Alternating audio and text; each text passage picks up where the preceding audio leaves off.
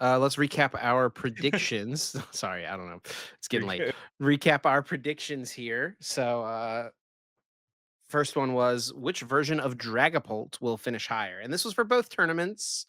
Azul said Dusknor. I said no Dusknor, and we were So both right. yeah, we're both right. They both won. There was 2 tournaments. I guess you could technically get the edge because Vancouver was the bigger tournament. No, it's a this we both predicted first. First is first. First is first. That is true.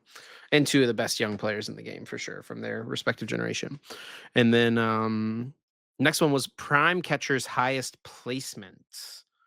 And you said second. I said 12th. And the answer was actually a top four finish from Le Bouy with Yeah.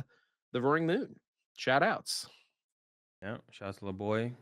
Getting prime catcher back on the map after its abysmal Do showing at EUIC, right? There was 0 in top cut or something like that. you remember when that card Um, came out and people were like, why would I ever play any other ace spec? yeah, it was kind of funny. But now that did we have counter catcher out at that point though? We did, right? Yeah, yeah. Yeah.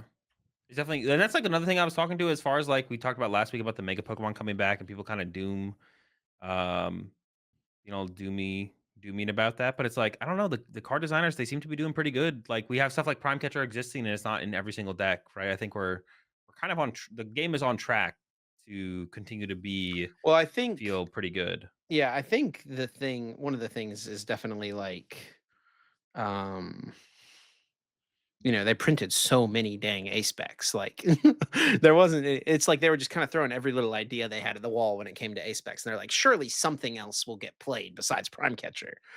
I mean, maybe they thought that, but maybe they just knew that Prime Catcher isn't that good, especially in a format where Counter Catcher exists, right? That's Sure. probably a big thing as well. Is like Counter Catcher exists, so And we will eventually have a format where there is Prime Catcher and no Counter Catcher. So that'll maybe be a little bit more interesting. We'll see. 'Cause then it's definitely more powerful for sure. yeah. All right. And then our last prediction was how many. This was for. Well, it was for both tournaments. We can say it was for both Just for tournaments. both tournaments. How many Canadians would there be in cut? And the only reason this is on here is because Azul wanted it to be. Don't come at me, Canadian friends. It's okay.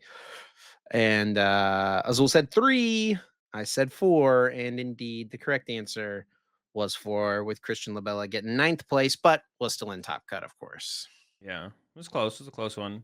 Almost got it, but America did get the dub at the end, True. taking the whole thing down. Over Shout out Canada. to yeah, shout out to Hedrick for defending America here in this one, getting the dub. You mean well, I mean, he wasn't defending, bro. He was invading. Same difference. I mean, it's a Pokemon tournament happening in Canada. We're defending the Pokemon tournaments from the Canadians. Can't let them. We have to limit their dubs. Landon already got one this season, so got to limit it. I think one per season is good enough for the Canadians. They can be happy with that. They should be thankful. Is that what you're saying? Yeah, we'll let them get one a season. Holy cow. Um, but it won't be their own. We're always taking Toronto and Vancouver. They Ooh. gotta, they gotta come down here and we'll let them squeak out one dub a season.